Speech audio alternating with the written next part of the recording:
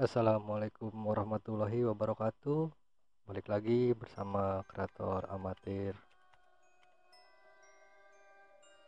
Susi mendapatkan bisikan dari sang kakek untuk membawa Dewi masuk ke dalam rumahnya.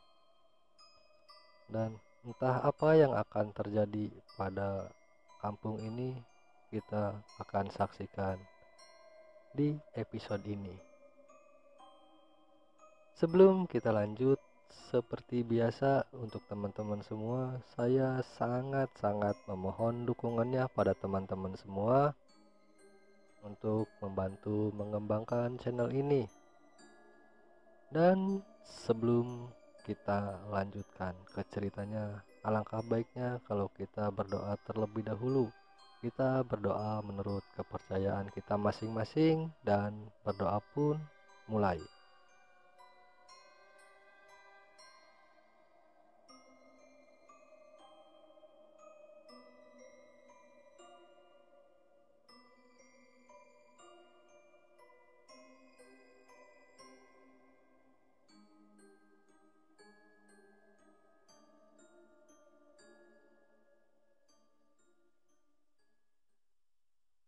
Berdoa selesai.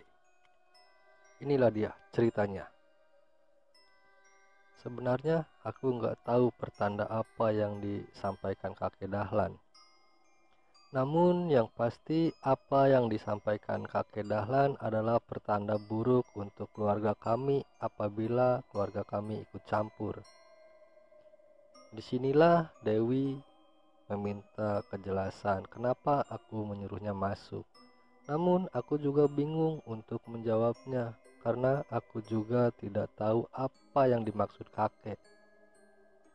Namun kau hanya bisa bicara kalau ini adalah bisikan almarhum kakek Dahlan. Sontak ibu dan Dewi pun terdiam mendengar ucapanku. Kakek Dahlan? Mereka mengulang menyebut nama kakek Dahlan. Dari mana kamu tahu nama kakekmu, Sus? Tanya ibu. Aku tahu kakek dalam mimpiku, namun mimpi itu terasa begitu nyata untuk disebut bunga mimpi. Bahkan di saat aku sedang tersadar pun suara kakek selalu menemani dan menasehatiku, Bu, jawabku. Maafin ibu ya, Sus.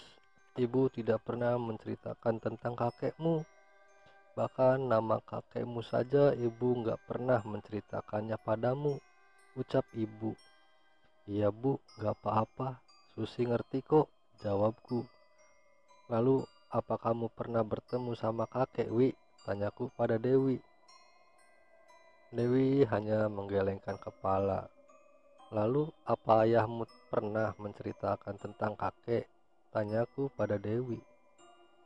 Ayah selalu menceritakan tentang kakek semasa aku kecil, namun sampai saat ini aku belum pernah melihat wujud kakek dalam mimpiku, jawab Dewi. Seperti apa kak wujud kakek? Tanya Dewi penasaran. Aku pun menceritakan. Dewi dan juga ibu mendengarkan ceritaku. Kakek kita adalah orang baik. Beliau terlihat seperti gumpalan cahaya putih berparas tampan, layaknya seorang kiai. Tutur katanya sangatlah sopan, dan setiap ucapannya mengandung makna dan nasihat baik untuk cucu-cucunya. Beliau jugalah yang membuatku untuk tidak terjerumus ke dalam hal yang melanggar norma-norma keagamaan. Waktu ada korban tabrak lari yang memiliki dendam yang besar terhadap penabrak dan suaminya, dan beliaulah yang mengajarkan aku supaya tidak terlalu menonjolkan kelebihanku. Maka dari itu, apapun bisikan kakek, aku pasti mendengarkannya. Ceritaku, bagaimana menurut ibu tentang kakek? Tanyaku pada ibu.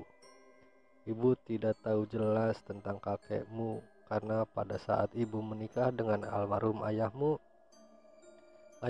langsung mengajak ibu untuk pergi dari rumah kakek.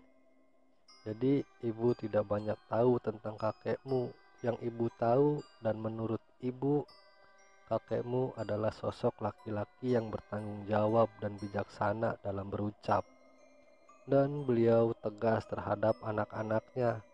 Dan yang ibu tahu juga menurut para tetangga, kakekmu, beliau adalah sosok sesepuh yang baik dan penyayang terhadap saudara dan tetangganya. Dan beliau juga seorang ulama di desanya, jadi tak sedikit orang segan dengannya. Beliau juga suka membantu warga dikala warga terkena musibah, baik medis ataupun non-medis. Ilmu kebatinan kakekmu sangatlah tinggi. Tak jarang kakekmu berperang dengan makhluk-makhluk kiriman yang akan mencelakai keluarganya. Makanya, sehari setelah ibu dan ayah menikah, ayah mengajak ibu untuk pergi dari rumah itu karena ayah nggak mau ibu menjadi sasaran musuh dari kakekmu. Apa yang ibu rasakan dan yang para tetangga bicarakan baru ibu sadari di saat kakekmu berpulang. Ibu ingat saat melihat wajah terakhir kakekmu, seluruh tubuhnya memancarkan aura positif dan bersinar seperti cahaya kedamaian. Tak banyak warga sekitar yang menangisi kepergian kakekmu. Lalu ibu menghentikan ceritanya dikala ibu mendengar suara cekikikan di luar sana. Dewi hendak keluar. Sebelum Dewi beranjak dari duduknya, kutahan terlebih dahulu agar Dewi tidak pergi keluar. "Jangan, Wi, kamu jangan keluar melihatnya," kataku. "Makhluk itu bukan makhluk biasa, Wi. Itu makhluk kiriman dari seseorang yang akan mencelakai salah satu warga di sini. Sebaiknya kita jangan ikut campur. Kelebihan kita hanya bisa untuk menolong arwah-arwah yang menginginkan kesempurnaan dalam hatinya. Kalau untuk melawan makhluk kiriman itu, kita belum punya kekuatan. Hanya satu cucu kakeklah yang memiliki kekuatan untuk melawannya, yaitu Santo." "Hah? Santo? Siapa dia, Kak? Siapa dia, Kak?" "Santo adalah adik sepupuku.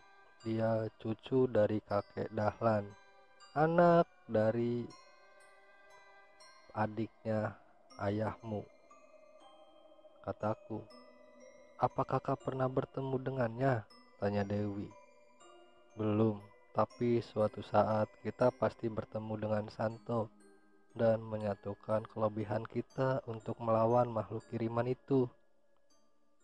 Sekarang tugas kita adalah fokus belajar dan memperdalam keimanan dan keagamaan agar tubuh kita tidak bisa dimanfaatkan oleh makhluk-makhluk seperti mereka." Lalu Nona Belanda yang biasa saya sebut Nyai membisikkan sesuatu. "Neng, kalian jangan panik ya, biar kami yang berjaga di luar," kata Nona Belanda itu. "Tidak, jangan Nyi, itu berbahaya. Kalau kalian berjaga di luar, kalian berjaga di balik pintu di dalam rumah saja," jawabku. "Aku gak mau kalian kenapa-napa. Lebih baik kalian berjaga di dalam saja," kataku lagi. Nyai pun mengangguk dan menuruti perintahku. Lalu kusuruh ibu masuk ke dalam kamar agar ibu tidak melihat kejadian itu. Dan Dewi pun kusuruh masuk ke dalam kamarku untuk beristirahat. Namun aku masih berada di ruang tengah dengan menggelar tikar dan bermeditasi untuk menenangkan pikiran. Di meditasi itu sosok kakek datang. Tampak jelas kakek berada tepat di hadapanku sambil duduk bersila. "Assalamualaikum cucuku," ucap kakek Dahlan. "Waalaikumsalam," jawabku. Kita berinteraksi menggunakan batin bukan dengan ucapan, tapi dari hati ke hati. Cucu kakek sudah besar ya, dan semakin tebal keimanannya, ucap si kakek. Alhamdulillah kek, dengan restu Allah subhanahu wa ta'ala melalui perantara nasihat-nasihat kakek, jawabku. Kek, kenapa aku bisa membedakan mana arwah penasaran dengan makhluk kiriman kek? Tanyaku. Itu karena keimananmu yang semakin besar, cu, kata kakek. Suatu saat kamu akan bertemu dengan seseorang yang akan menjagamu dan mendampingimu dikala kamu sedang ada masalah. Siapa kek? Tanyaku. Nanti juga kamu akan mengetahuinya, jawab kakek. Malam ini perbanyaklah zikir untuk memohon pertolongan Allah subhanahu wa ta'ala agar keluargamu terhindar dari makhluk di luar sana.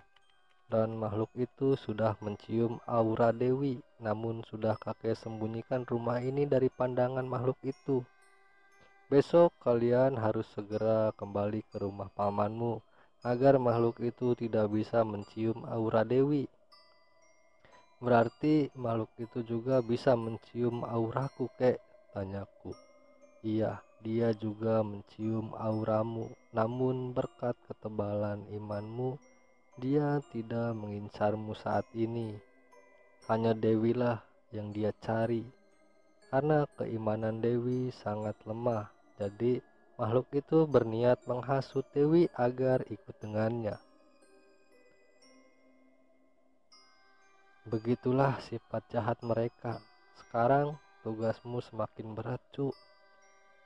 Kamu harus bisa melindungi sepupu-sepupumu dan membimbing dia agar bisa mempertebal keimanannya, ucap kakek. Sepertinya kakek harus pergi untuk berjaga di luar rumah ini. Assalamualaikum, cu, ucap kakek. Waalaikumsalam, kek, jawabku.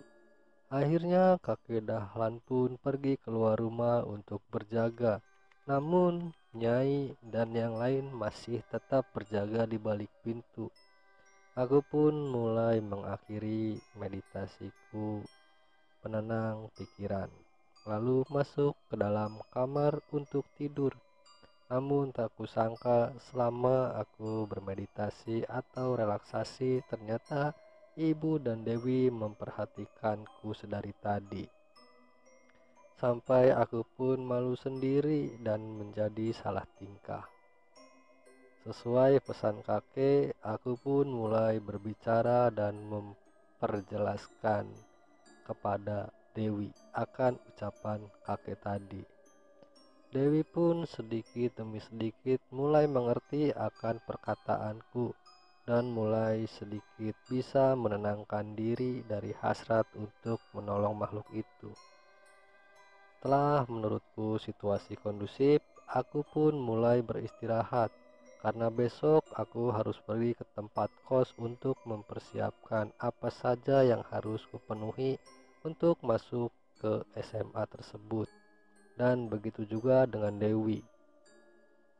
Singkat cerita, ayam jantan pun berkokok membangunkanku dari lelapnya tidurku. Seperti biasa, kulaksanakan ibadah sholat subuh, kemudian membantu ibu mempersiapkan sarapan pagi untuk kami. Tak berselang lama, Dewi pun bangun lantas ke kamar mandi dan kemudian kita sarapan bersama. Dilanjutkan dengan berbincang santai di meja makan. Tidak banyak yang kita bicarakan karena ibu sendiri sudah pasti paham apa yang semalam aku lakukan. Namun di sela-sela waktu kita berbincang, terdengar jeritan yang sangat kencang dari tetangga depan rumah. Setelah aku mendekat ke sumber suara itu, ternyata suara itu Ibu Mimin. Dan ternyata suami Ibu Mimin meninggal dunia dengan keadaan yang mengerikan, di mana matanya masih terbuka, mulut yang menganga dan menjulurkan lidahnya keluar. Timbul hasrat untuk membantu, namun itu bukanlah mati karena kecelakaan ataupun karena pembunuhan dan penyakit sebagainya. Seketika ku teringat kembali akan pesan kakek Dahlan yang menyarankan untuk tidak ikut campur. Banyak spekulasi yang kupikirkan. Apakah ini santet, tumbal, atau karena kiriman dari orang yang tak menyukainya? Namun semua itu kutepis jauh-jauh agar tak menimbulkan hal-hal yang bisa membuat keluargaku terseret ke dalam kasus ini. Namun beda dengan Dewi yang seakan-akan ingin mengungkap kasus ini. Namun ku cegah dan ku nasihati Dewi. Dan pada akhirnya Dewi pun menurut dan berlalu dari tempat itu. Dengan keadaan seperti ini terpaksa ku tunda kepulanganku ke tempat paman. Wi, mungkin kita tunda sampai acara pemakaman selesai. Setelah pemakaman selesai, baru kita pulang ke rumahmu, ucapku pada Dewi. Dewi pun hanya mengangguk saja. Tak lama berselang, para tetangga pun mulai berkumpul di rumah Bu Mimin. Semua tetangga bergotong royong membantu pemakaman Pak Ajo. Ibu-ibu mempersiapkan kebutuhan untuk pemakaman seperti memasak, mencari kembang-kembang, dan membeli perlengkapan yang lainnya seperti kapan, boeh, minyak, dan lain-lain. Sedangkan para bapak-bapak mempersiapkan kendaraan terakhir untuk Pak Ajo, seperti membeli bambu, papan tebal untuk membuat patok kuburan atau batu nisan.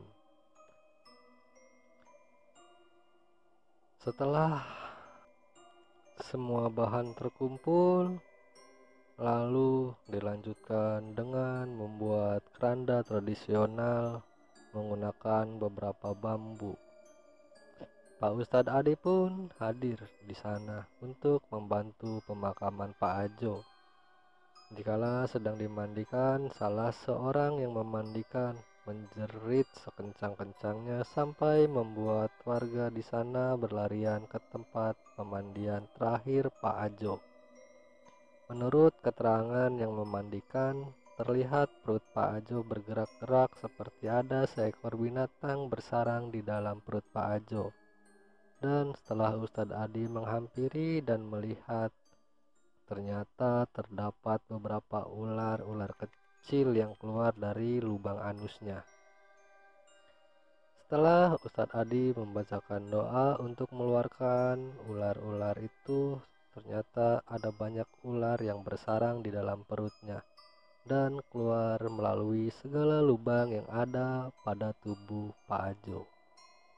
Lalu Ustadz Adi meminta semua warga berdoa, meminta kepada Allah untuk meringankan siksaan dari almarhum Pak Ajo.